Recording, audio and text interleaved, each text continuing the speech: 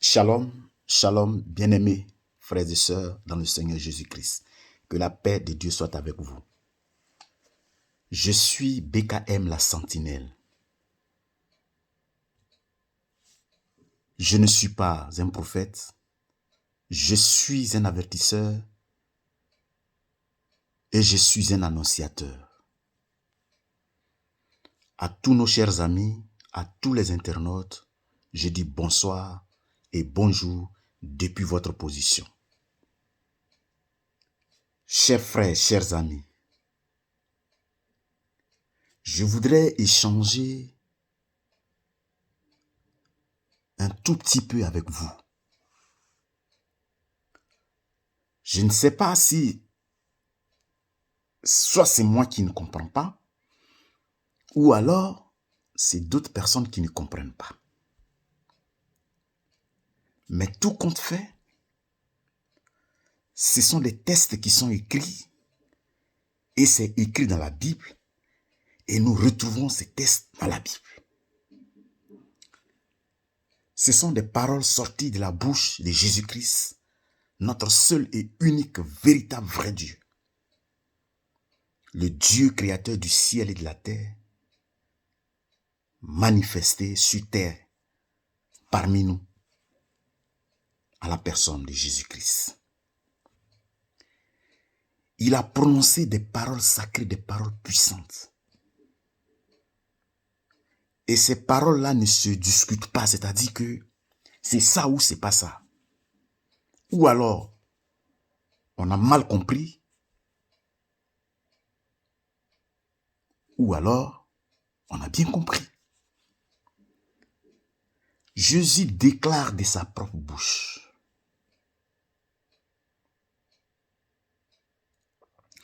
que lui, Jésus, là, il est venu uniquement que pour les brebis perdues de la maison d'Israël.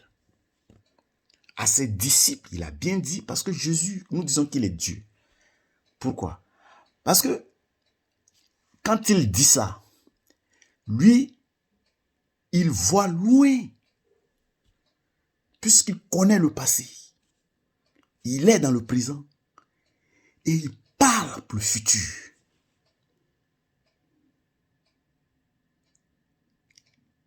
Il dit, allez plutôt vers les brebis perdues de la maison d'Israël.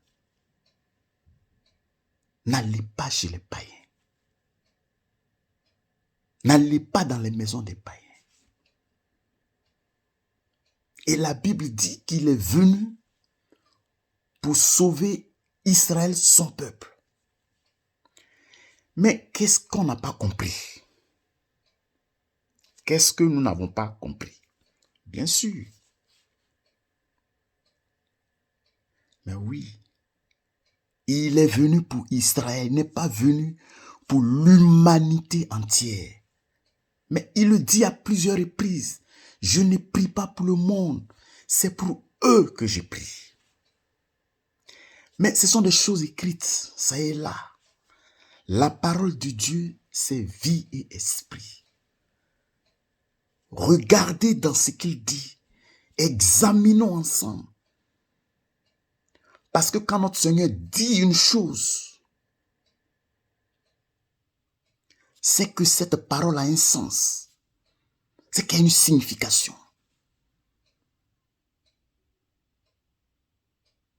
Et il n'est pas donné à tout le monde de comprendre les paroles de Jésus-Christ. Je le dis toujours. Examinons toutes les déclarations de Jésus. Oui, il est venu sauver les brebis perdues de la maison d'Israël.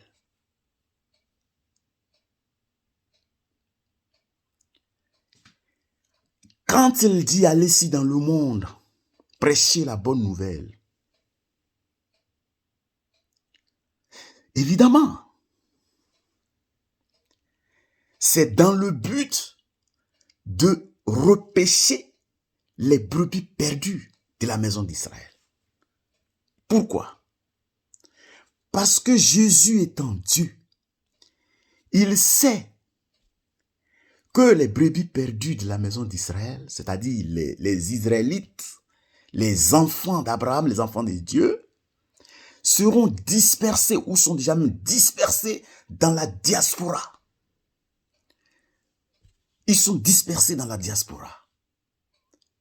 Comme je dis toujours, en ce moment précis où Jésus parlait, peut-être que la France n'existait pas, l'Angleterre n'existait pas, l'Amérique n'existait pas, l'Afrique, quelques pays d'Afrique peut-être n'existaient pas, il y a d'autres pays qui existaient. Mais les Israélites étaient dispersés dans toute la diaspora. Alors, il fallait donc que ces disciples partent dans toutes ces diasporas-là, dans cette diaspora-là, pour annoncer l'évangile de Jésus-Christ, pour présenter Jésus-Christ. Parce qu'il y a des Juifs, des Israélites qui ont été dispersés. Et donc, il faut aller prêcher. Il faut aller leur dire que Jésus, là, le sauveur, là, celui qui est venu pour vous sauver, là, il est là. Et quand ils vont entendre la voix de Jésus, qu'ils vont entendre ce message, parce qu'ils sont familiers à ce message, ils sont familiers à cette voix du berger. Lorsqu'ils vont entendre, ils vont venir. Mais parce qu'ils sont dispersés dans la diaspora, comme vous le dites, les 12 tribus d'Israël. Où sont ces 12 tribus d'Israël? Au jour d'aujourd'hui, au jour d'après la présence physique de Jésus sur la terre, ces 12 tribus sont où? Elles sont dispersées jusqu'où? Mais, je ne sais pas. Si vous pouvez, ça dit que il y a pour d'autres, les 12 tribus d'Israël là, dispersées, ils sont en Orient. Ou bien pour eux, non, ils sont en Occident. Ou bien pour eux, peut-être, ils sont au Moyen-Orient. Ou bien pour eux, ils sont, je ne sais pas. Mais non.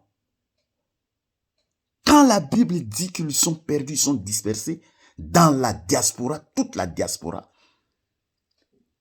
ils sont partout. Alors, je pose une question. Et si vous avez une réponse, venez vers moi, s'il vous plaît. Dites-moi la couleur de ces Juifs qui sont dispersés. Dites-moi la langue que parlent ces Juifs, ces Israélites qui sont dispersés. Que sont-ils devenus? Une deuxième question. Est-ce qu'ils se sont multipliés dans la diaspora où ils sont partis? Partout sont partis s'installer. Est-ce qu'ils se sont multipliés? Ils ont eu des enfants, ils ont eu des enfants et des enfants. Tous ceux-là, ils sont où? Mais ils sont dans ce que nous appelons, ils sont dans le monde entier, ils sont dans toute l'humanité. C'est pour ça la mission, aller partout. Prêcher, annoncer la bonne nouvelle.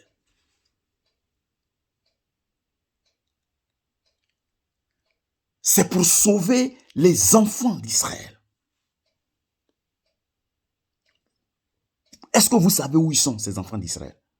Ces enfants perdus qui sont dispersés dans la diaspora, vous savez où ils sont? Vous allez me dire que c'est au Proche-Orient ils sont. Ils sont uniquement au Proche-Orient. Les Israéliens dispersés, les fils de la maison d'Israël qui sont dispersés. Où sont-ils? C'est la question à laquelle il faut que vous répondez. Quelle est la couleur de leur peau? Quelle langue? Qu'est-ce qu'ils parlent comme langue? Ceux qui sont partis, ceux qui sont dispersés dans la diaspora. Comme je dis, il y a 12 tribus d'Israël. Les 12 tribus sont dispersées. Où sont-elles? Ils se sont multipliés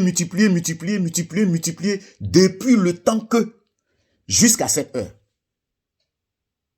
Savez-vous où sont ces 12 tribus? Donc, arrêtons les disputes inutiles, les échanges bizarres, façon là. Remarquez, dans le livre de Jean 1, dans le prologue, Jésus dit bien, hein, il est bien, Jean dit très bien, il est venu chez les siens l'ont rejeté, ils ne l'ont pas reçu, mais à tous ceux qui l'ont reçu, elle a donné pour pouvoir, ça y est, cette parole-là a donné le pouvoir de devenir enfants de Dieu, lesquels ne sont plus nés selon le sang ni la volonté de l'homme, mais par la volonté de Dieu, ils sont déclarés enfants de Dieu. Enfants de Dieu, Israélites, Israéliens. Parce qu'en dehors d'Israël, Dieu ne considère aucun autre peuple. Donc, dès que tu acceptes Jésus-Christ, tu acceptes l'évangile, puisque les siens l'ont rejeté, la Bible dit que tu es enfant de Dieu. Donc, cette histoire de dire que Jésus n'est pas venu pour toute l'humanité, c'est une dispute, ce sont des échanges inutiles. Parce que toute la diaspora, toute l'humanité entière est remplie des fils et des filles des Israélites, des 12 tribus d'Israël qui sont dispersées dans toute la diaspora. Il va falloir les trouver. La Bible dit et Jésus déclare que mes brebis entendent ma voix, ils connaissent ma voix, et quand je les appelle, elles entendent ma voix et elles viennent à moi. Elles n'écouteront pas la voix d'un étranger, d'un mercenaire. Ça, c'est les brebis perdues de la maison d'Israël. Peut-être vous,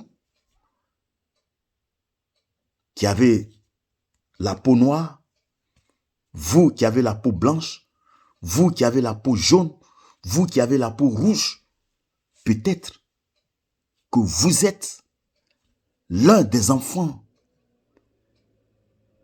des brebis perdues de la maison d'Israël. Qu'est-ce que vous en savez? Sauf Dieu le sait. Et comme il est dit que l'étranger, les brebis ne peuvent pas entendre, ils ne connaissent pas la voix du berger. C'est évident. Quand la prédication vient à vous, quand l'évangélisation vient à vous, et que votre cœur est disposé à recevoir l'évangile, sachez bien, aimés frères et sœurs, que vous êtes fils de Dieu, vous êtes enfants de Dieu, vous êtes des Israélites, vous êtes des enfants du royaume, vous êtes les brebis du pâturage, vous êtes les brebis perdues de la maison d'Israël. Mais c'est clair. Je ne sais pas pourquoi on discute. Pourquoi on discute?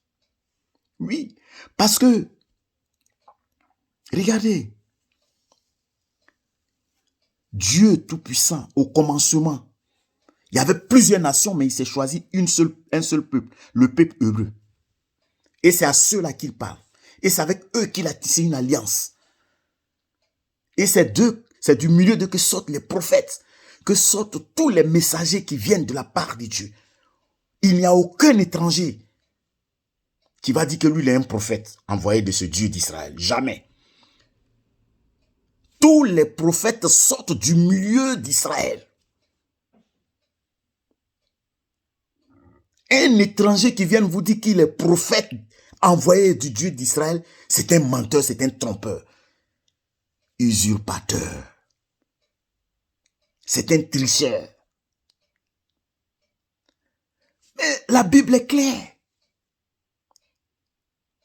Paul dit que Pierre, celui qui a établi Pierre apôtre des circoncis, c'est le même qu'il a établi lui, Paul, apôtre des incirconcis.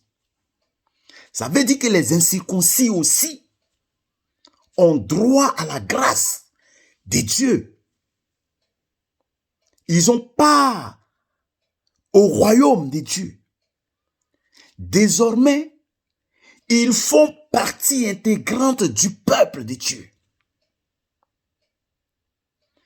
Parce que ils ont été greffés comme l'olivier sauvage. Comment il y a quelque chose qui a été dit que ouais, c'est comme des branches qui ont été greffées. Mais oui, à partir du moment où vous avez été greffé, c'est-à-dire que vous avez fait des efforts. Vous avez manifesté votre envie d'appartenir à ce Dieu. Vous avez eu la foi, vous avez cru en ce Dieu d'Israël. Alors, le Dieu d'Israël ouvre grandement les bras et il vous reçoit. C'est pareil. Quand Jésus disait à la femme cananéenne, il n'est pas bien de donner le pain des enfants aux chiens. La femme, qu'est-ce qu'elle a dit? Oui, je sais que je suis chien. Mais le petit chien profite des miettes qui tombent de la table du prince. Des miettes qui tombent de la table des enfants, des petits enfants. Et Jésus lui dit, femme, qu'il te soit fait selon ta foi. Alors, pourquoi hésiter?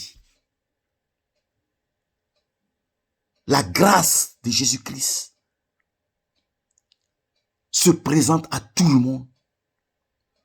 À quiconque entend la voix du berger et manifeste le désir d'être sauvé par lui, le Seigneur Jésus-Christ dit, il ne va pas vous rejeter, il vous reçoit dans ses bras. Mais c'est ça. Donc, les bavardages inutiles, les justifications des choses à ne pas justifier, je ne sais pas. Ou nous croyons aux apôtres ou nous ne croyons pas du tout. Parce que effectivement, notre Dieu Tout-Puissant, le Seigneur Jésus-Christ, il n'est pas venu pour l'humanité tout entière. Il est venu sauver les brebis perdues de la maison d'Israël. Et par ricochet, ceux qui vont le recevoir. Car à tous ceux qui l'ont reçu, il a donné le pouvoir de devenir enfants de Dieu. Il donne la possibilité à ceux-là. Mais mes amis, c'est ça. Maintenant, dites-moi, soit j'ai mal compris, ou soit c'est vous qui avez mal compris. Que Dieu soit avec nous, que Dieu nous aide à la bonne compréhension. Ce que les autres disent en face, quand ils disent que oui, Jésus est venu, pas pour l'humanité, pas pour la Côte d'Ivoire, bien pas pour la France, bien pas pour l'Amérique. Mais bien sûr, parce qu'en ce moment-là, est-ce que l'Amérique existait? Est-ce que l'Europe existait? Est-ce que la France existait? Est-ce que le Congo, le Bénin, le Togo, le Mali, la Côte d'Ivoire, la Guinée, est-ce que ça existait? Non, ça n'existait pas. C'est au fur et à mesure de l'évolution du monde que les gens se sont dispersés, ils ont habité sur ces territoires et après des luttes, les plus forts se sont mis à diviser continent, pays par pays, tout ça est séparé. C'est ça. Mais c'est comme ça. Israël a été dispersé, vous ne savez même pas où ils sont. Maintenant, c'est vous qui voulez nous parler de... Oui, et Jésus est venu que pour les Israélites. Mais bon, maintenant, montrez-nous les Israéliens où ils sont. Les Israéliens pour lesquels Jésus est venu. Montrez-les nous. C'est ce que je dis toujours. Montrez-les nous et dites-nous quelle est la couleur de leur peau et quelle langue ils parlent-ils. Où ils sont. Les 12 tribus d'Israël qui sont dispersées. Parce que s'ils sont perdus, s'ils sont dispersés, c'est qu'il y en a qui n'étaient pas dispersés. Maintenant, où sont ceux qui ne sont pas dispersés, qui sont là, et où sont ceux qui sont dispersés? Les 12 tribus d'Israël.